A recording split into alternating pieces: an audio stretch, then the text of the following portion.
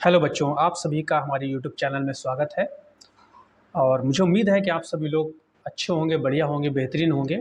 और आज हम बेहतरीन अंदाज में कक्षा 10 गणित की पहली एक्सरसाइज यानी प्रश्नावली 1.1 वास्तविक संख्याओं के बारे में जो है स्टार्ट करने जा रहे हैं। तो ये एक्सरसाइज आपको जो एनसीईआरटी ने नई बुक जारी की है, अपडेटेड बुक जो है, उसके हिसाब से यहाँ पर आपको ये एक्सरसाइज मैं करवाने जा रहा हूँ। तो देखिए, पहली ही हमारी एक्सरसाइज है। तो ये पहला क्वेश्चन रहा आपके लिए।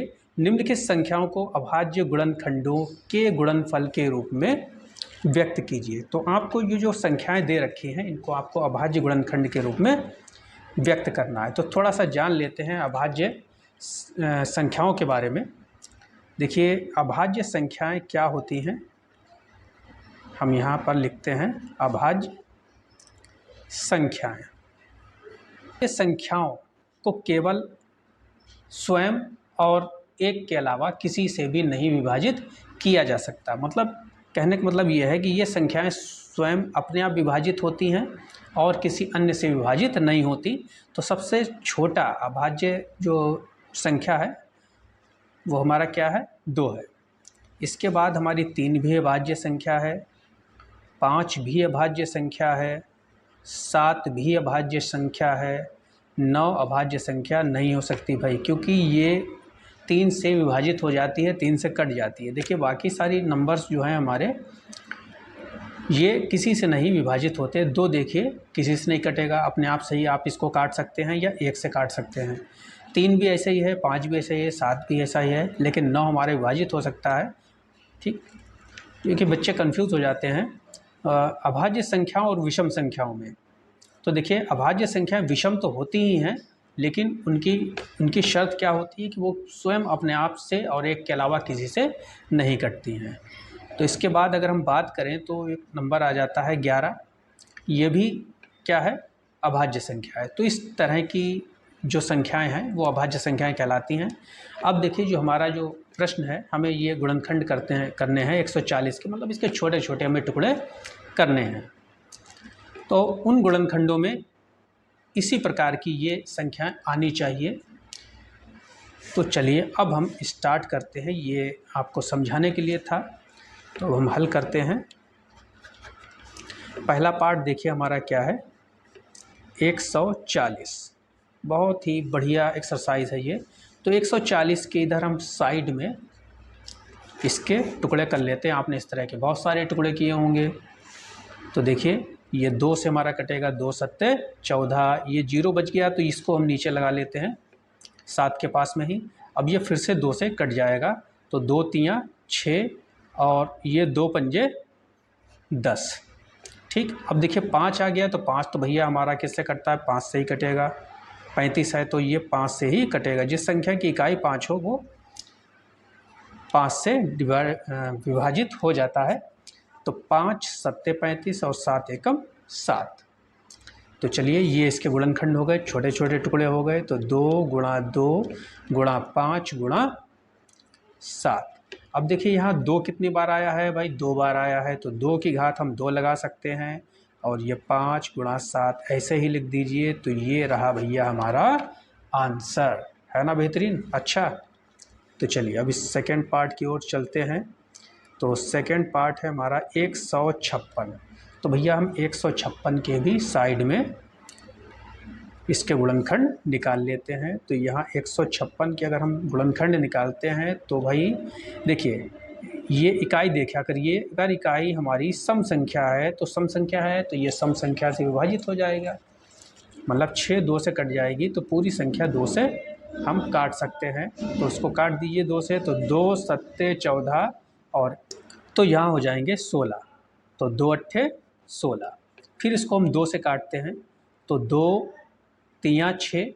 फिर यहाँ 1 बच गया जो 8 की तरफ जाएगा, तो यहाँ 18 हो जाएंगे। तो 2 नीम 18। अब ये 3 से कटेगा, तो 3 एकम 3, 3 तियाँ 9। फिर 13 आ गया, तो 13 एकम 13। तो इसके अभाज्य गुणनखंड क्या हुए, 2 गुणा 2 गुणा 3 गुणा 13। तो 2 यहाँ पर कितनी बार है, 2 बार है, तो इसको इसकी घात हम 2 की घात 2 इसको लिख सकते हैं। जितनी बार आएगा गुणा में उतनी ही घात उसको हम लगा देते हैं। तो 3 गुणा 13 ये हम ऐसे लिख देते हैं। तो भाई ये इसके भी गुणनखंड हमने कर लिए। अब थर्ड पार्ट की ओर चलते हैं। तो थर्ड पार्ट है हमारा 3825। तो इसके भी देखिए हम अभाज्य गुणनखंड करते हैं।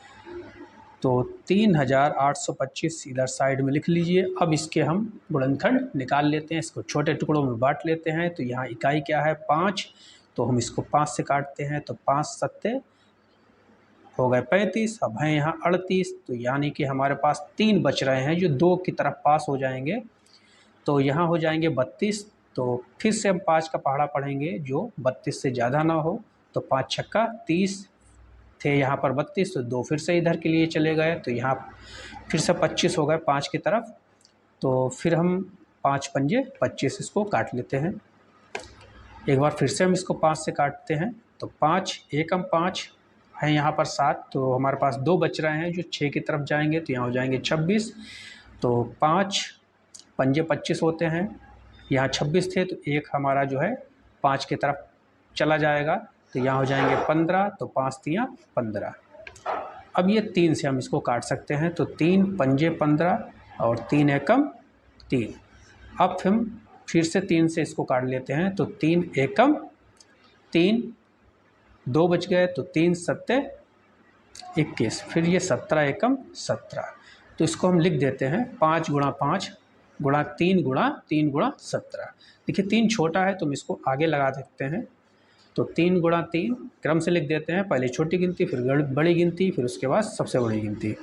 तो 3 गुणा 3 गुणा 5 गुणा 5 गुणा 17। हालांकि आप इसी प्रकार भी लिख सकते हैं। गुणा में संख्याओं के क्रम से हमें कोई मतलब नहीं होता है। तो चलिए देखिए 3 कितनी बार आया, 2 बार, तो 3 की घात 2। 5 कितनी बार आया है, 2 बार, 5 की घात 2। और 17 एक ही बार है। तो यहाँ पर ये हमारा आंसर हो गया। अब चलते हैं इसके चौथे पार्ट की ओर। चौथा पार्ट है हमारा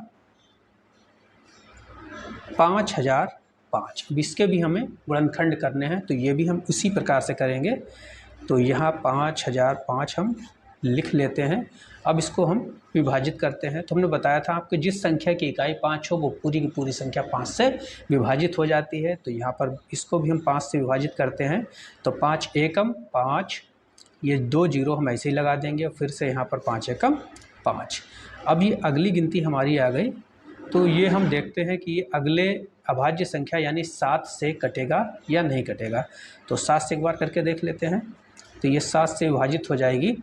तो देखिए 7 एकम 7 थे यहाँ 10, यानी कि 3 हमारे पास बच गए हैं जो इधर चले जाएंगे इस वाले जीरो की तरफ। तो यहाँ हो जाएंगे 30। तो 7 चौक 28 हो जाते हैं। तो यहाँ पर 2 हमारे पास फिर बच गए जो 1 की तरफ चले जाएंगे। तो यहाँ हो जाएंगे 21। तो 7 तियाँ 21। अब हम इसको किससे काट सकते हैं, ये अब 7 के बाद अगली जो विषम संख्या होती है हमारी, देखिए 9 तो नहीं होती, बताया भी था मैंने ऊपर। तो उसके बाद हम 11 से इसको ट्राई कर लेते हैं। तो देखते हैं, हाँ 11 से ये कट जाएगा। देखिए 11 एकम 11 हमारे पास है यहाँ पर 14। तो 3 बच रहे हैं। तो 3 इस 3 के साइड में जाएंगे तो यहाँ 33 हो जाएंगे। तो 11 तियाँ 33 और 13 एकम 13। ठीक, जब लास्ट में 1 आ जाए तो यानी कि ये विभाजन की क्रिया हमारी पूरी हो जाती है, समाप्त हो जाती है। तो इससे ज़्यादा इसके गुणनखंड और नहीं हो सकते। तो हम इसको लिखते हैं 5 गुणा 7 गुणा 11 गुणा 13। तो प्रत्येक संख्या यहाँ पर एक ही एक बार है। तो ये हमारा हो गया आंसर। चलिए अब स्टार्ट करते हैं इसका सबसे अंतिम भाग, जो कि है हमारा 7429। और इस पार्ट के लिए आपको थोड़ा सा दिमाग लगाना पड़ेगा। तो 7429, क्योंकि ये संख्या हमारी आसानी से नहीं कटने वाली। पहले हम इसको 2 से विभाजित करके देखेंगे। 2 से तो ये नहीं ही कट सकता, क्योंकि यहाँ इकाई क्या है, विषम संख्या है, यानी 9 है। और 2 9 से 9 जो है 2 से नहीं कटता, इसलिए ये पूरी की पूरी संख्या 2 से नहीं कटेगी। 3 से इसी प्रकार हम इसको काट के देखेंगे। फिर 5 से, फिर ऐसे हम बढ़ाते चले जाएंगे। 7 से भी इसको करके देखेंगे। 11 से भी काट के देखेंगे। तो इस तरह से आप काट के इसको देखेंगे, विभाजित करके देखेंगे, और तब जब कहीं जाकर ये आपको 17 से विभाजित हो जाएगी ये। तो हम इसको 17 से विभाजित करते हैं, देखिए किस तरह से हम इसको करेंगे। तो 17 से हम इसको विभाजित करते हैं, तो 17 चौक 68 होते हैं यहाँ 74। तो 74 में से 68 जब हम माइनस करेंगे तो 6 बचेंगे। तो ये 6 इस 2 के पास आएंगे, तो यहाँ हो जाएंगे 6 और 2 मिलके 62। तो 17 तियाँ 51। फिर हमारे पास कितने बच गए, हमारे पास बच जाएंगे 11। तो 11 इस 9 की साइड में जाएंगे तो जाएंगे ये 119। तो 17 सत्ते 119 होते हैं, यानी कि ये 17 से विभाजित होगा। इसके बाद हम ये देखते हैं कि ये 437 क्या ये 17 से कटेगा। तो 17 दूनी 34 हम इसको करेंगे, और 34 तो हमारे पास 9 बचेंगे, 9 7 के साइड में जाएंगे तो 97 हो जाएंगे, और 97 17 के पहाड़े में तो नहीं आते, यानी कि ये 17 से तो नहीं कटेगा। अब हम 19 से इसको विभाजित करके देखते हैं। हाँ, तो ये 19 से विभाजित हो भी जाएगा। तो देखिए ये 19 से जब हम इसको काटेंगे तो 19 दूनी 38। अब हमारे पास 5 बच रहे हैं, तो ये 5 7 की साइड में आएंगे, तो यहाँ हो जाएंगे ये 57। तो 19 तियाँ 57 होते हैं। अब ये हो गया 23। तो 23 से ही विभाजित होगा, तो 23 से कम 23, यानी कि इसके हमारे जो अभाज्य गुणनखंड हुए वो क्या हुए, 17 गुणा 19 गुणा 23। तो ये रहा इसका आंसर। तो वीडियो कैसा लगा आपको, वीडियो पसंद आया हो तो इसको लाइक कीजिएगा, चैनल को सब्सक्राइब कीजिएगा, और ज़्यादा से ज़्यादा लोगों में शेयर कीजिएगा। तो वीडियो देखने के लिए आप सभी का बहुत बहुत धन्यवाद। इसी तरह से इसी प्रकार हमारे चैनल को अपना प्यार देते रहिएगा। वीडियो देखने के लिए बहुत बहुत धन्यवाद।